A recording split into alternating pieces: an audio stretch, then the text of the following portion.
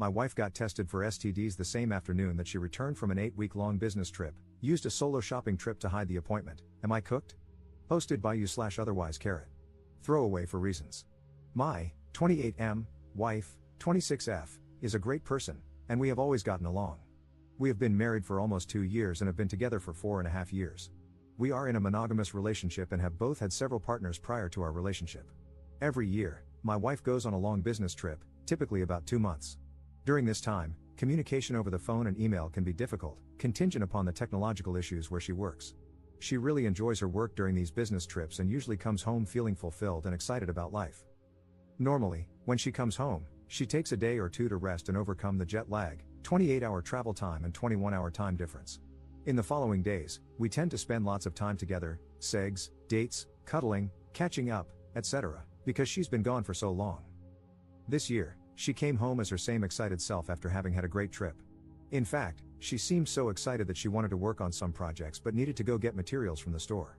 About 3 hours after picking her up from the airport, she said she wanted to go shopping for her craft project and that she would likely spend several hours out shopping. She really emphasized how much time she would need, many hours. I thought this was a little weird, considering she had just come back from a 28-hour flight, hadn't slept, and usually isn't the type to spend more than an hour or two shopping. But whatever, it's fine. About 5 hours later, she came home with a single bag of craft materials. I registered this as strange but didn't really think much of it. I chalked it up to her taking a lot of time to carefully select her materials instead of bulk buying. Over the next few days, she didn't really go through the usual jet lag phase and stayed distant. I thought that was weird but ended up giving her space and just focused on school. About 2 weeks post-return, we still hadn't had sex, despite my advances and lightly prodding the issue, getting it I'm just feeling off and don't feel like it. I found that strange since she is usually a 3 to 4 times a week kind of person, and we had been exploring some new kinks prior to her trip, which we had talked about rekindling once she returned. The first few times she didn't reciprocate my advances, I didn't think anything of it. We've always had a very open no policy and are attentive to each other's needs, whether it's time, tiredness, not feeling it, or needing it now. However, after 2 weeks, the combination of her distance and lack of intimacy felt really off. Over the weekend, she met up with her girlfriends for a day out. During that time, I snooped on her computer. If that bothers you, stop reading now. We have always been extremely open with our phones and social media. We both know each other's phone and computer passwords, and she knows my Facebook login, etc. While she was out with her friend, I looked on her computer. She had left her work and personal email, Reddit, and Facebook open/logged in. So I looked. Nothing out of the ordinary. I checked the recycle bin and found that she had taken some self-nudes with her phone, sent them to her email, downloaded them, and then deleted them, hence their presence in the recycle bin. I thought that was odd. Normally, we would send nudes to each other, not save them on our computers. Maybe she really liked them, she did look hot, and decided to keep them. This got my gears turning because she had been really disinterested in sex since returning but was taking nude selfies in lingerie. I checked the metadata on the pictures and confirmed they were taken recently and downloaded from Gmail. I then looked at her Gmail.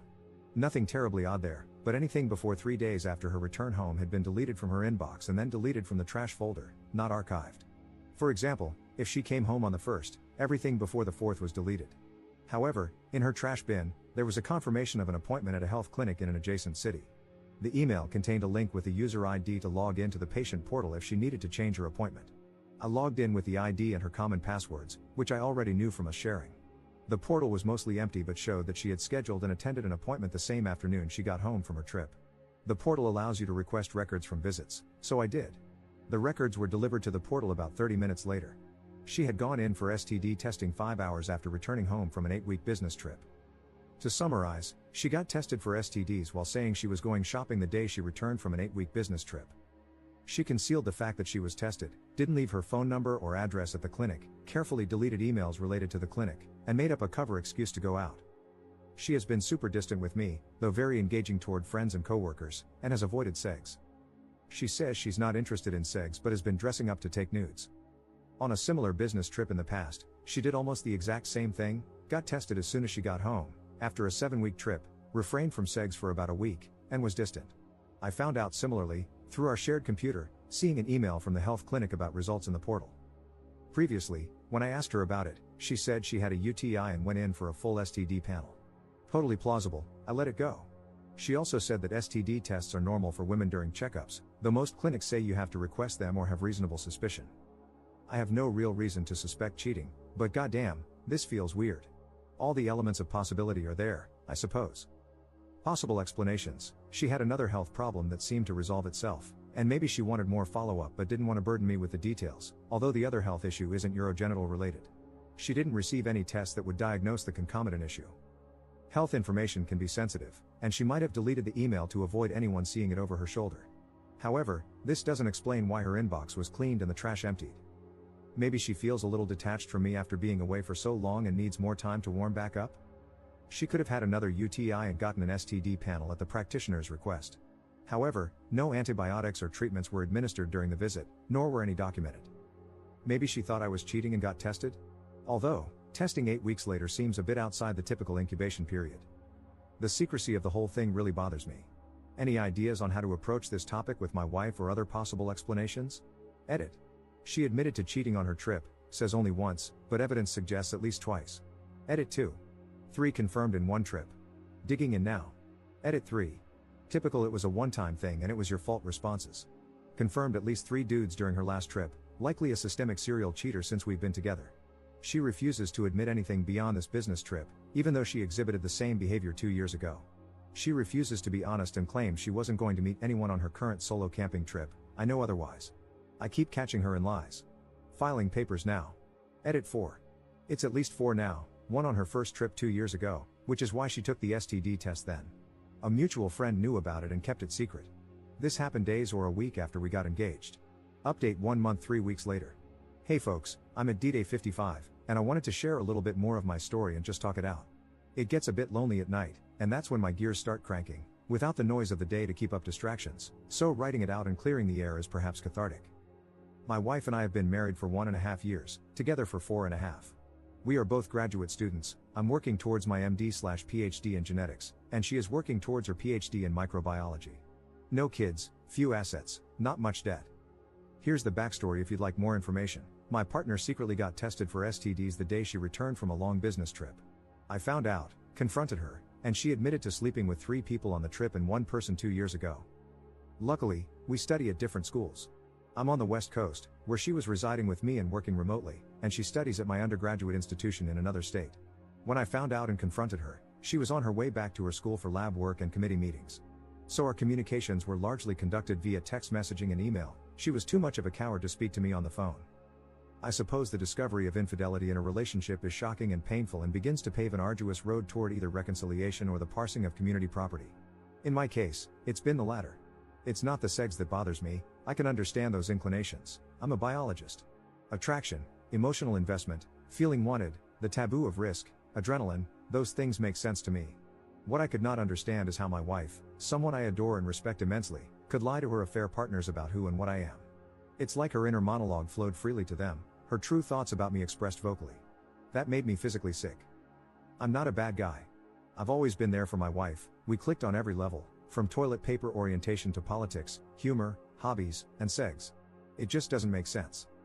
During the postmortem, I've often come to the realization that, as a partner on a two-way street, I could have always done more or worked toward a stronger marriage.